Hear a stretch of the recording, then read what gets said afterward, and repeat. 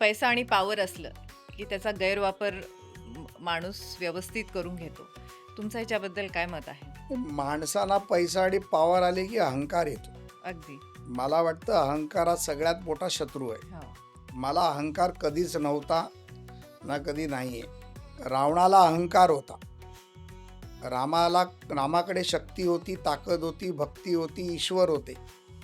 पण त्यांना अहंकार नव्हता. त्याने अहंकाराचा विनाश केला. बरोबर. अहंकाराने कुठली गोष्ट कधी साध्य होत नाही.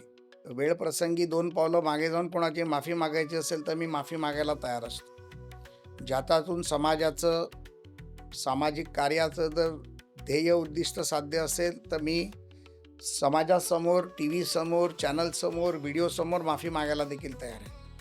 पण एखाद्या गोष्टीमध्ये जर त्या गोष्टीचा जर उपद्रव करून कोणाची बदनामी होत असेल, हं, किंबहुना त्याचा गैरफायदा होत असेल, हं, तर तो मी कधीच सहन करू शकणार नाही. आम्ही घाबरत नाही, हं. कारण आम्ही चुकीचं करत नाही.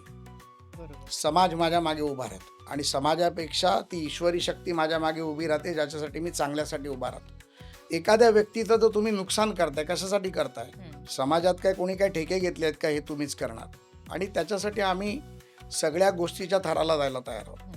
म्हणजे वेळ प्रसंगी सगळं सोडायलाही तयार आहोत आणि पुन्हा एकदा 1988 परळ मॉडेलमध्ये देखील जायला तयार आहोत. त्यामुळे आम्ही त्याला घाबरत नाही.